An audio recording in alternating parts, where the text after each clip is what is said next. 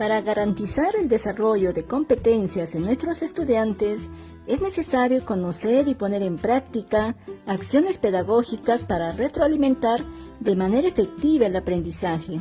Estimados maestros, en esta oportunidad te brindamos el marco teórico y práctico de la evaluación para el aprendizaje en la educación a distancia, teniendo como experiencia la estrategia Aprendo en Casa.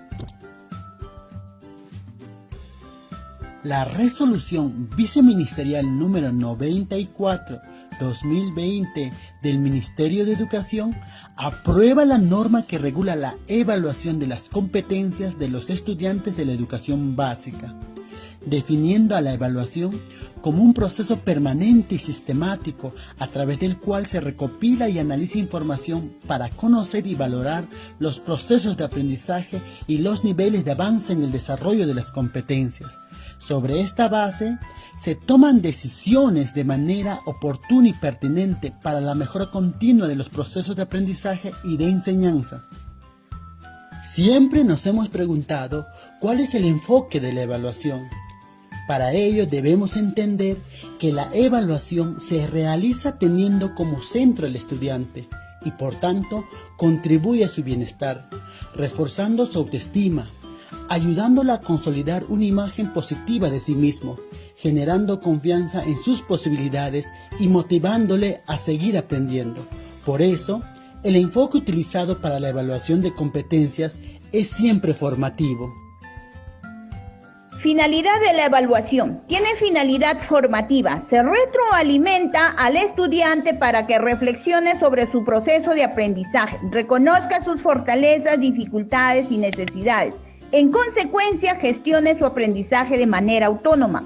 Tiene finalidad certificadora. Se determina el nivel de logro que un estudiante ha alcanzado en las competencias hasta un momento específico y de acuerdo con lo establecido por el docente según las necesidades de aprendizaje del estudiante.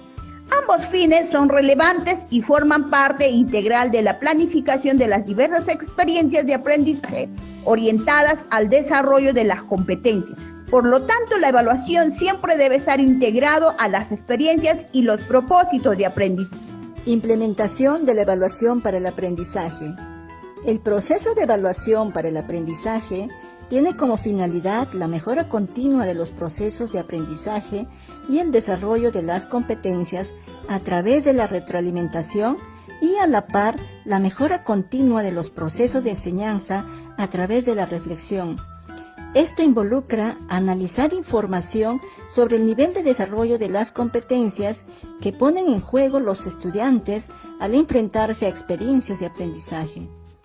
La evaluación formativa debe darse de manera continua durante todo el periodo lectivo, para lo cual se puede utilizar las siguientes preguntas de manera secuencial. ¿Qué se espera que logren los estudiantes? Esto responde a los propósitos de aprendizaje que deben lograr y nos lleva a preguntarnos, ¿hacia dónde vamos? ¿Qué sabe hacer o qué ha aprendido el estudiante? Esto se da a través del recojo de evidencias de aprendizaje, lo que nos va a permitir saber dónde estamos. ¿Qué debe hacer para seguir aprendiendo? Aquí es necesario siempre realizar una retroalimentación adecuada y oportuna. Esto nos lleva a responder ¿cómo podemos seguir avanzando? Recomendaciones para implementar la evaluación para el aprendizaje. Partimos de las siguientes preguntas. ¿Qué se espera que logre el estudiante? ¿Hacia dónde vamos? Responde a los propósitos de aprendizaje. Se refiere a aquello que explícitamente se quiere lograr o fomentar, a partir de una experiencia de aprendizaje planificada por los docentes o mediadores. Se relaciona tanto con la situación a enfrentar como con las competencias a desarrollar de manera explícita. Los propósitos de aprendizaje: determinar a partir de las características de los estudiantes el nivel de desarrollo de las competencias en el que se encuentran y la situación a afrontar. De acuerdo al contexto y a las posibilidades comunicativas de los estudiantes, el docente establece los propósitos de aprendizaje en función a los propósitos presentados en la estrategia Aprende en Casa y o en los cuadernos de trabajo. A partir de estos propósitos, comunicar a los estudiantes de forma sencilla y clara los criterios con los que serán evaluados y promover su comprensión. Recuerda, en la educación a distancia, el rol del docente es el de ser mediador del proceso de enseñanza y aprendizaje. ¿Qué sabe hacer o qué ha aprendido el estudiante? Esto hace referencia a las evidencias de aprendizaje y responde a la pregunta ¿dónde estamos? Entonces diremos, son producciones y o actuaciones realizadas por los estudiantes en situaciones definidas y como parte integral de su proceso de aprendizaje, mediante las cuales se puede interpretar e identificar lo que han aprendido y el nivel de logro de la competencia que ha alcanzado con relación a los propósitos de aprendizaje establecidos y cómo lo han aprendido. Para ello, debemos planificar experiencias de aprendizaje en donde los estudiantes desarrollen o usen recursos como conocimientos, habilidades, actitudes. Es importante comunicar a los estudiantes las evidencias que lograrán alcanzar al término de la experiencia de aprendizaje. Asimismo, garantizar que las familias, desde sus posibilidades, elaboren un portafolio en donde los estudiantes guarden sus producciones realizadas. Es indispensable contar con evidencias que nos den cuenta de qué sabe hacer el estudiante en relación con los criterios de evaluación establecidos para evaluar el aprendizaje. ¿Qué debe hacer para seguir aprendiendo? ¿Cómo podemos seguir avanzando?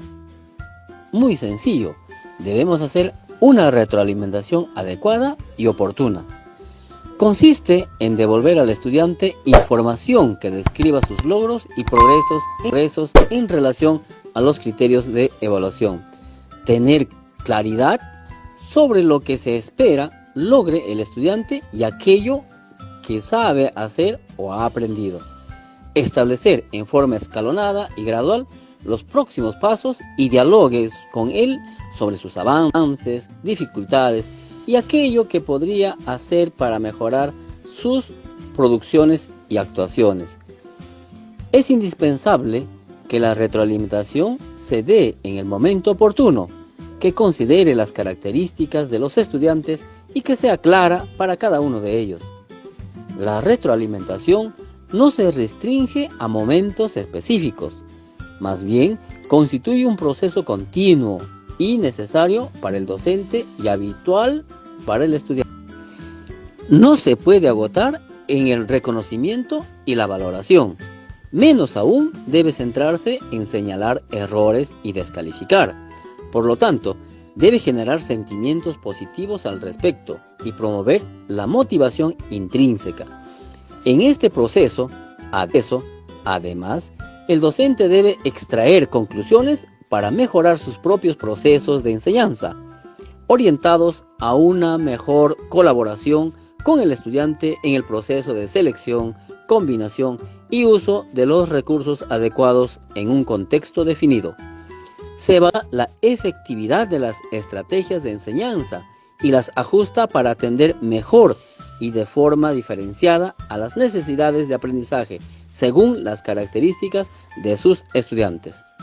Consecuentemente, una retroalimentación es eficaz cuando se observa las actuaciones y o producciones de una persona evaluada, se identifica sus aciertos, errores recurrentes y los aspectos que más atención requieren, y a partir de ello se brinda información oportuna que lo lleve a reflexionar sobre dichos aspectos y la búsqueda de estrategias que le permitan mejorar sus aprendizajes. Es momento de saber qué debemos tener en cuenta para retroalimentar en la educación a distancia. Partimos por establecer un horario consensuado con las familias para retroalimentar a los estudiantes, organizar un itinerario semanal con frecuencias y momentos para revisar y analizar las evidencias de aprendizaje. En función a las necesidades, cantidad de estudiantes y tiempo disponible, ofrecer retroalimentación de manera formal o informal, oral, escrita o demostrativa, individual en parejas, equipos o grupo clase. Focalizar y priorizar aspectos de las evidencias sobre las cuales centrar la retroalimentación. Estos deben estar orientados a los propósitos de aprendizaje y criterios de evaluación. No debemos de olvidar que la retroalimentación debe darse también entre estudiantes e incluso un estudiante puede retroalimentar su propio trabajo a partir de criterios claros. En la educación a distancia es importante priorizar en la retroalimentación la autoevaluación de los propios estudiantes, promoviendo el desarrollo de la competencia, gestiona su aprendizaje de manera autónoma. La retroalimentación se puede realizar utilizando diferentes instrumentos, fichas de autoevaluación, rúbricas, listas de cotejo, fichas metacognitivas, listas de verificación, pruebas objetivas y de desarrollo, escalas de valoración, entre otros. ¿Cómo podemos retroalimentar a nuestros estudiantes en la educación a distancia? Cuando nos comunicamos con los estudiantes, siempre debemos formularles preguntas y repreguntas con la finalidad de que reflexionen sobre la tarea y o producto realizado. Describir de forma oral o escrita, clara y sencilla el trabajo del estudiante, realizando devoluciones con la intención de articular sus evidencias de aprendizaje con los criterios de evaluación. Siempre hacerles notar y valorar sus avances y logros antes que sus errores y dificultades y relacionarlos con las producciones anteriores. Así se dará cuenta en qué medida lo está logrando. Asegurar un trato horizontal generando confianza e inspiración en los estudiantes, haciendo que este proceso sea un factor significativo en la motivación de los aprendizajes durante el desarrollo o cierre de la experiencia. Ofrecer sugerencias concretas y específicas con impacto en los aprendizajes durante el inicio y desarrollo de la experiencia, contribuyendo a que por sí mismos descubran sus errores y posibilidades. De acuerdo con los medios con que cuentan los estudiantes, brindarles el acompañamiento para ayudarles a transitar del estado inicial de aprendizaje al logro de los propósitos. Herramienta para retroalimentar a los estudiantes. La escalera de la retroalimentación por Daniel Wilson. Cuando un profesor está retroalimentando, es recomendable que este proceso considere los siguientes pasos. Primero, cuando los estudiantes comparten sus producciones, no siempre las ideas se entienden claramente y en algunos casos parece faltar información.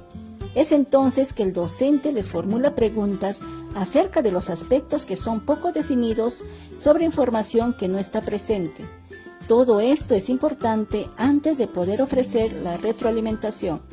Segundo, enfatizar en los puntos positivos, en las fortalezas y aspectos interesantes y en los comentarios honestos del trabajo de otro, creando una atmósfera de empatía y confianza.